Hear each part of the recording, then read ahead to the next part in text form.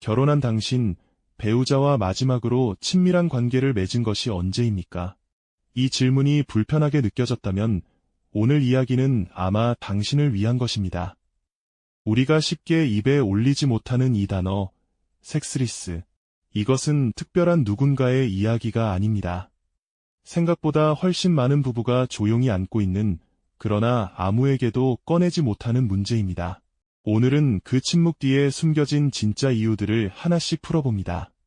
개인의 심리, 부부 사이의 역학, 그리고 사회가 만들어낸 보이지 않는 압력까지. 끝에서 만나게 될 이야기는 어쩌면 지금 당신의 관계에 가장 필요한 한마디일 수 있습니다.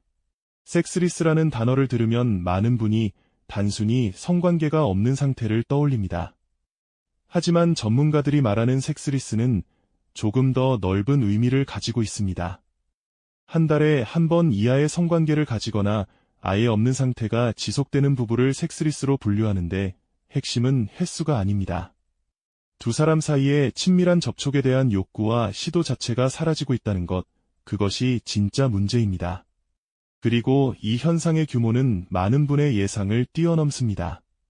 한국 기혼자의 약 36%는 배우자와의 성관계가 월 1회 이하이거나 전혀 없다고 응답했습니다. 해외 논문에 발표된 전 세계 섹스리스 부부 비율이 약 20%인 것을 감안하면 한국은 일본과 함께 세계 최상위권에 해당합니다. 10쌍 중 4쌍에 가까운 부부가 같은 집에 살면서 서로의 몸에 손을 대지 않고 있다는 뜻입니다. 일본은 이보다 더 심각해서 최근 조사에서는 기혼자의 거의 절반이 섹스리스 상태라고 보고되기도 했습니다. 이것은 특정 문화나 특정 세대만의 문제가 아닙니다. 현대를 살아가는 부부라면 누구에게나 찾아올 수 있는 일입니다. 그리고 한 가지 더 짚어야 할 것이 있습니다. 섹스리스는 단순히 침대 위의 문제가 아닙니다. 두 사람 사이에 흐르던 정서적 온기가 식어가고 있다는 신호이며 관계 어딘가에 균열이 생겼다는 조용한 경고입니다. 그 균열의 첫 번째 원인은 개인의 내면에 있습니다. 만성적인 스트레스와 번아웃은 성적 욕구를 떨어뜨리는 가장 흔한 원인 중 하나입니다. 우리 몸은 스트레스를 받으면 코르티솔이라는 호르몬을 분비하는데 이것이 지속적으로 높은 상태가 유지되면 성호르몬의 활동이 억제됩니다. 쉽게 말해 몸이 생존 모드에 들어가면 친밀감은 후순위로 밀려나는 것입니다. 하루 종일 업무에 시달리고 돌아온 사람에게 남는 것은 피로뿐이고 그 상태에서 누군가에게 다가가고 싶은 마음이 생기기란 쉽지 않습니다. 여기에 우울감이 더해지면 상황은 더 복잡해집니다. 우울한 상태에서는 삼전반에 대한 흥미가 줄어들고 자기 자신에 대한 관심도 사라집니다. 자신의 모습이 낯설고 불안하게 느껴지는 순간 누군가 앞에 자신을 온전히 드러낸다는 것은 두려운 일이 됩니다. 자존감의 하락도 큰 영향을 미칩니다. 나이가 들면서 변해가는 신체에 대한 불안, 사회적으로 느끼는 무력감, 이런 것들이 쌓이면 자신이 매력적이지 않다는 생각이 깊어집니다. 그 생각은 자연스럽게 배우자와의 신체 접촉을 회피하게 만듭니다. 과거의 상처가 원인이 되는 경우도 있습니다. 어린 시절의 트라우마나 이전 관계에서의 아픈 경험이 무의식 속에 남아 친밀한 관계를 맺는 것 자체를 심리적으로 위험하게 느끼게 만드는 것입니다. 본인도 그 이유를 명확히 알지 못한 채 그저 몸이 먼저 거부하는 경우가 실제 상담 현장에서 놀라울 정도로 자주 나타납니다. 두 번째 원인은 부부 사이의 관계 역학에 있습니다. 섹스리스는 혼자서 만들어지는 것이 아니기 때문입니다. 소통의 부재는 친밀감을 가장 먼저 갉아먹는 요소입니다. 여기서 말하는 소통은 단순히 대화의 양이 아닙니다.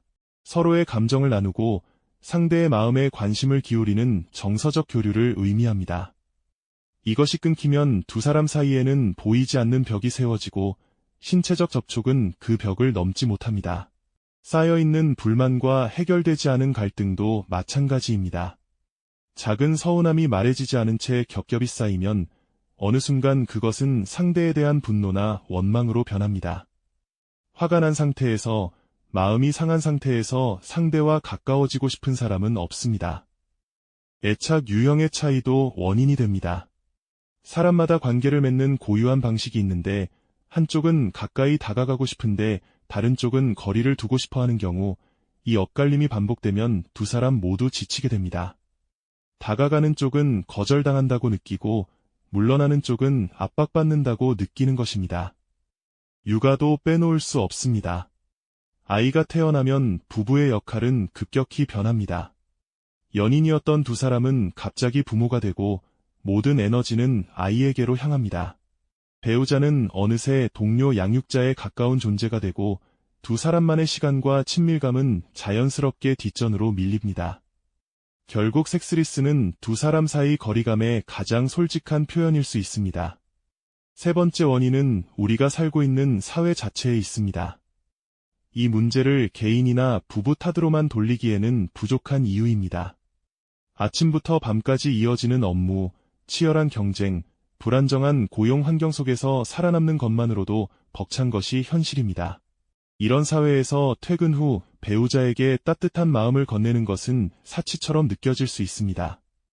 한국과 일본이 세계 최상위권의 섹스리스 비율을 기록하는 것은 우연이 아닙니다. 두 나라 모두 과도한 노동시간과 극심한 경쟁 문화를 공유하고 있기 때문입니다. 성 역할에 대한 고정관념도 보이지 않는 압력으로 작용합니다.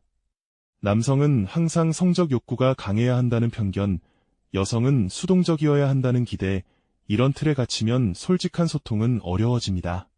남성이 성적 욕구의 감소를 경험했을 때 이를 부끄럽게 여겨 숨기는 경우가 많고 여성이 먼저 원한다고 말하기 어려운 분위기도 여전합니다.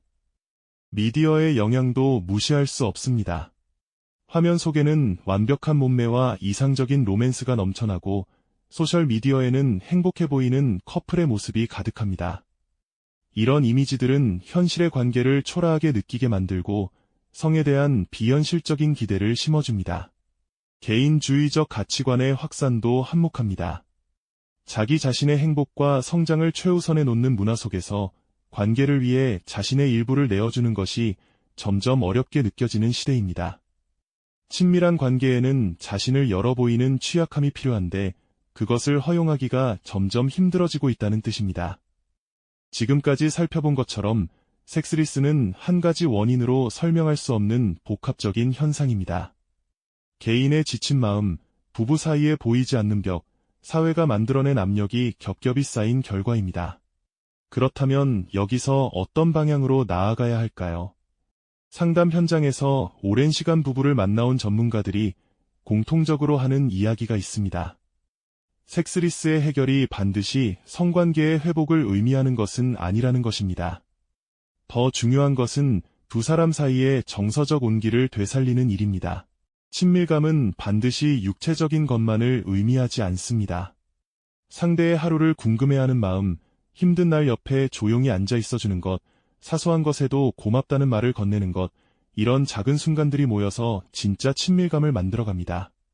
실제로 많은 상담 사례에서 부부가 성관계보다 먼저 회복하는 것은 대화입니다.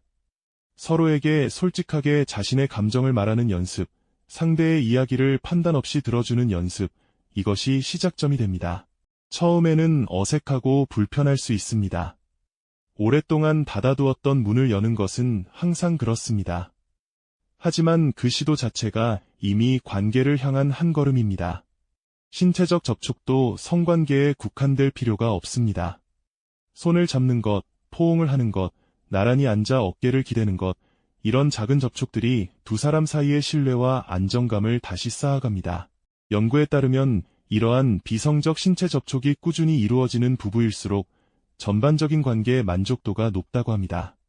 그리고 무엇보다 이 문제를 부끄러워하거나 감출 필요가 없습니다. 섹스리스는 누군가의 잘못이 아닙니다.